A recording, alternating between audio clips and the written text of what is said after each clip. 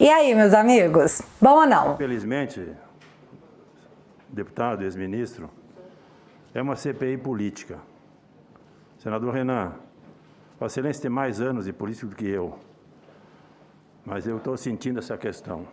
PDT tem candidato a presidente, PSDB tem candidato a presidente, PT tem candidato a presidente e outros mais.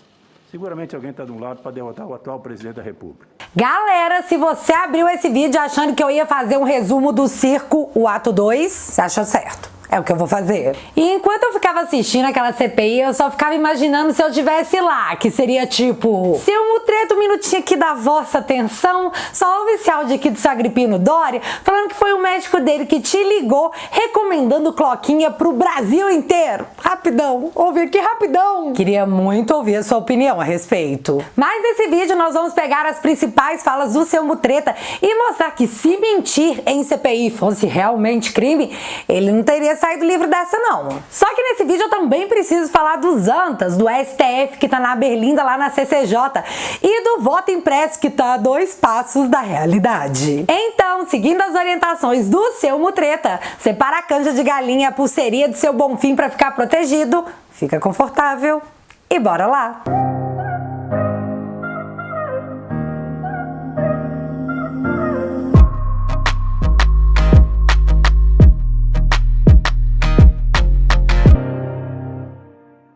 Vou começar esse vídeo falando de CPI porque nós pagamos internet pra ver os outros passar vergonha, né não? O negócio é que juraram pra gente que esse circo era pra poder apurar fatos, questionar pessoas, bancar o Sherlock Holmes tupiniquim, descobrir a verdade, perguntar tudo a todos. Esses caras me juraram quase pela mãe que não era palanque político, só que... Concluir, senhor presidente. Foi mais de 15 minutos já. Mas eu vou concluir. Só por favor. Porque Vossa Excelência, ele não vai nem responder. Ele não viu? precisa responder nada. Eu só estou fazendo uma declaração. Aí fica super difícil não voltar naquele negócio de palanque político, né, seu senador Rogério? Do PT. Mas vamos ignorar esse fato que deixou coisas muito claras para todos nós. Vamos direto para a chegada de seu Mutreta à CPI. E é importante a gente comentar a chegada dele porque em determinado momento da audiência, ele alegou que a pandemia estava mudando a forma como as pessoas se cumprimentam. Ele disse que hoje em dia dar 3 beijinhos era praticamente pedir para juntar os pés e ver Jesus mais cedo. Porém, foi assim que seu Mutreta cumprimentou Renan Calheiros, com um aperto de mão, e a outra mão que estava sobrando foi direto no ombro do parlamentar. E aí o que mais estava faltando seu Mutreta fazer? Espirrar na cara do seu Renan? É aquele velho negócio, né? Faço o que eu digo, não faço o que eu faço. Aí, com o espetáculo já anunciado, Mandetta foi questionado por Renan se ele achava que foi correto pedir para as pessoas ficarem em casa e só irem ao hospital se tivessem falta de ar. Veja o que o seu Mutreta respondeu. Isso não é verdade, senador. Nós estávamos no mês de janeiro, no mês de fevereiro, não havia um caso registrado dentro do país. Isso não é verdade. Nós estávamos no mês de janeiro. No mês de janeiro, de fevereiro, não tinha um caso. Eu achei que 26 de fevereiro ficava em fevereiro, né? Já que foi a data do primeiro caso. Mas seu Mutreta falou que não. Fazer o quê? Tenho visto essa máxima ser repetida. E eu tenho percebido que é mais uma guerra de narrativa. Mas vem cá, meu filho, dá uma olhadinha como a internet é o setor 2 de memória dos desmemoriados. Matéria do dia 16 de março, e eu disse março, não janeiro, não fevereiro. Eu disse março de 2020. Segundo o ministro da Saúde, Luiz Henrique Mutreta, o isolamento domiciliar do paciente em qualquer cidade é o mais recomendado. Aspas. Levar essas pessoas infectadas para dentro de um ambiente hospitalar somente quando apresentam um quadro respiratório grave e não levar pessoas que estão com resfriado, um quadro com um bom estado geral, se alimentando, conversando, com febre baixa, que pode usar um antitérmico. Se houver piora no quadro clínico, aí sim ele é levado para um ambiente hospitalar. Fecha aspas. Viu, seu Mandetta? A mentira tem a perna mais curta que a sua popularidade. Além disso, em entrevista no Roda Viva, ele foi questionado com todas as letras sobre esse fato. Só que lá ele não negou, não. Lá ele botou a culpa no OMS, dizendo que esses eram os dados que eles tinham à época e que o medo dele era que pessoas contaminadas pudessem contaminar outras que não estavam contaminadas em ambiente hospitalar. Mas, seu Mutreta, deixa eu te contar um segredo, menino.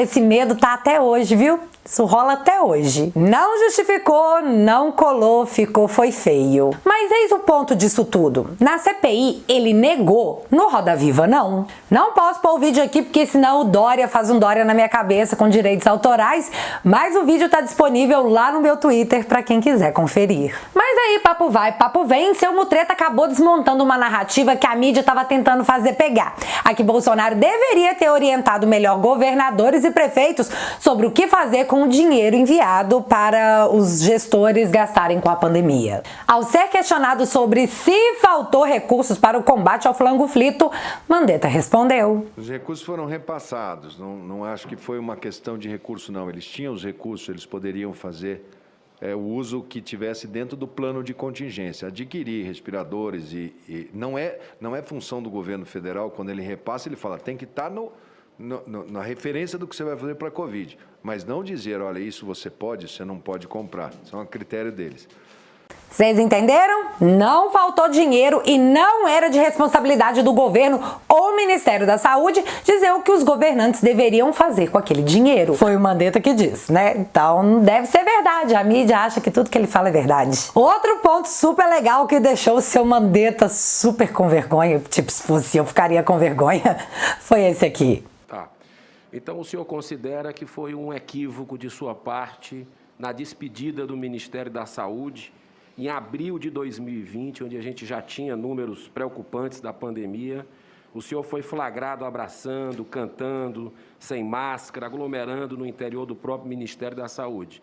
E em novembro de 2020, uma situação mais delicada ainda que a nação vivia, o senhor estava jogando sinuca em ambiente de aglomeração, sem máscara, ao lado de pessoas sem máscara. Isso foi um erro ou isso é hipocrisia?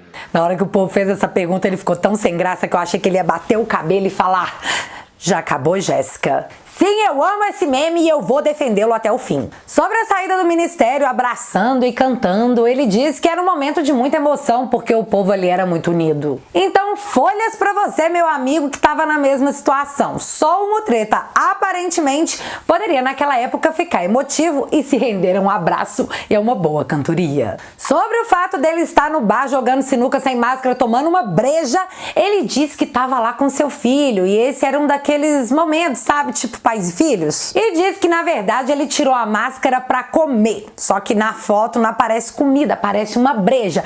Mas vai que tem gente que come essas coisas líquidas, né? Eu não tô sabendo, sei lá, o mundo tá muito doido ultimamente. Mas pra mim a melhor resposta de todas foi sobre a praia. Veja o que ele disse. Desci pelo litoral e parei ali para ver uma praia. E parei durante 2 horas e fui embora também. Mas todas elas dentro das regras que eram estabelecidas para aquele momento nos locais que eu estava. Tipo assim, parei aqui só por 2 horas, o que pode acontecer de ruim? 2 horinhas. E outra coisa, a minha cidade estava liberando, não fiz nada de errado. Mais uma vez nessa situação, aquele negócio de faço o que eu digo, não faço o que eu faço, te mandou um abraço, até rimou. E pensar que ele disse nessa mesma CPI que tá há 1 ano e 3 meses sem beijar a mulher dele. Ou, te falar, o cara abraça o povo do trabalho, vai pro bar jogar sinuca e tomar uma breja, vai pra praia pra pegar uma vitamina D por 2 horas, mas não pode dar um beijo na esposa? Ô, seu Mutreta, deixa eu te falar um negócio aqui, conselho de coração. Se a sua mulher aceitou essa situação, eu acho que na verdade ela não deve estar querendo um beijo seu, porque, né? Outro ponto muito importante que eu imagino que o Mutreta deve ter sentido como um chute nos Países Baixos foi... Vou fazer a última pergunta. A gripe H1N1, que não havia evidência científica de que medicamentos como o oseltamivir, nome comercial do Tamiflu, seria eficaz para o tratamento da enfermidade. Que médicos, graças à autonomia do médico e do paciente e de apoio que receberam, começaram a prescrever, mesmo assim obtendo ótimos resultados que somente mais tarde veio a comprovação científica da sua eficácia na redução de tempo de hospitalização e que resultou em grande número de vidas poupadas. 15 segundos. A pergunta que eu faço nos 15 segundos que restam. Em outras palavras, para o senhor, a administração do Tamiflu para o H1N1, quando não havia evidência científica de sua eficácia, foi um crime? isso foi muito constrangedor. Girão aqui diz que na época da H1N1, o remédio usado não tinha comprovação científica, porém, tempos depois, a sua eficácia foi realmente comprovada. Bom, a indireta direta tá aí, e eu sei que bons entendedores entenderão. O senador Marcos Rogério também questionou o ex-ministro se o fato da OMS ter demorado a declarar uma pandemia teria prejudicado a nossa prevenção e o modo como as coisas todas se espalharam aqui pelo Brasil. E sobre isso, o Mandetta disse que sim. Atrapalhou, sim. Voltando aqui, que eu esqueci de falar que é muito importante, que o senador Renzel questionou o seu Mutreta sobre o estudo que rolou lá no Amazonas, com uma dose muito alta de cloquinha, que mandou os pacientes para a terra do pé junto e, inclusive, foi financiada em partes com recursos do Senado Federal. E mais, ainda lembrou o ex-ministro que ele levou 2 estudos de 2 cientistas sobre aquele remédio para piolho que a gente pode falar um palavrão nessa plataforma, mas não pode dizer o nome? Só que seu Mandetta fingiu demência. O senador Renzel queria muito ouvir a opinião do ex-ministro sobre essa situação. Porém, Mandetta disse que isso tem que ser perguntado para quem fez a pesquisa e quem autorizou essa pesquisa com essa dosagem. Foi quase um, vai lá meu filho, pesquisa quem foi que liberou isso aí e pergunta para eles. Nitidamente super desconfortável. Só que o que o Mandetta não contou àquela CPI é que o estudo fez uma nota de agradecimento ao Mandetta por todo o suporte remoto que ele forneceu. Ou seja, o Mandetta apoiou aquela pesquisa. Só que teve mais, meu filho. Segundo matéria do site oficial do governo do Amazonas de 26 de março de 2020, Mandetta estava elogiando a expertise das pessoas que estavam comandando os estudos lá no Amazonas. De novo, aquele estudo que deu ruim com superdosagem. Então, seu Mutreta auxiliou de forma remota, elogiou e foi agradecido? Será que vale a pena cavar esse buraco aí? O que vocês acham? Vale a pena? E então chegamos à parte que pra mim foi quase um alívio cômico. Dá uma olhadinha na pergunta que seu Ciro Nogueira fez ao ex-ministro. Para esclarecer, ministro Mandetta, essa frase é sua? O senhor recomendou que as pessoas ficassem em casa fazendo orações, tomando chá e canja de galinha? Aí o cara que só se baseia na ciência... Aqui é ciência, aqui é estudo. Responde isso aqui. Caldo de galinha é uma coisa também que aprendi com a minha avó, minha mãe, que deve se tomar quando você está doente. Caldo de galinha é algo que aprendi com a minha mãe. Meu filho, isso é ciência pura, puro suco de ciência. Para finalizar, mais 2 pontos. O primeiro é que a mídia já tá fazendo uma festa em cima e eu posso dizer para vocês o que o cara disse porque eu assisti 2 vezes. 2 vezes. Pensa na minha bilis. Nossa, tem que tomar um estomazil. Mandetta disse que certa vez chegou para uma espécie de reunião e que havia um papel não timbrado, nada oficial, coisa que ele deixa bem claro, onde ele acha que estava sendo recomendado que a bula da cloquinha fosse mudada. Ao questionar o teor do papel, ele mesmo conta que todos no entorno negaram a possibilidade disso acontecer, inclusive o presidente da Anvisa. Mas como esse foi o único assunto que a oposição achou que dava para ser explorado, o show em cima tá montado, porque você sabe, o show tem que continuar. Outra coisa, para finalizar esse assunto da CPI, é que seu Pazuzu não vai comparecer na quarta. Não vai. E isso porque 2 de seus assessores parece que comeram flango frito. Parece não, eles falaram que comeram. Se essa CPI é realmente da saúde, não faria o menor sentido alguém possivelmente contaminado aparecer para, enfim, soltar um espirro ou quem sabe cumprimentar o relator com um aperto de mão como fez o seu Mandetta e BUM! Todos flangoflitados no show da vulgo CPI. Então parece que seu Pazuzu vai à CPI no dia 19, porque amanhã é dia de Taishi. Separe o energético, CPI. A minha conclusão disso tudo é que a velha mídia tá tentando fazer o barro acontecer, dizendo que o depoimento do Mandetta foi ruim pro presidente. Mas eu te falo pleno da vida, com a segurança de quem assistiu essa meleca 2 vezes. Não foi essa a minha percepção não, viu? E isso porque os caras ainda nem soltaram na CPI o áudio do Agripino Dória dizendo que foi o médico dele, seu Davi Wipe, que ligou pro seu Mandetta recomendando a distribuição da cloquinha pelo Brasil afora. Eu juro pra vocês que eu achei que esse vídeo ia rolar hoje, porque como é que desperdiça esse ouro? Mas aí eu fiquei sabendo que seu Davi Wipe foi convocado pela CPI.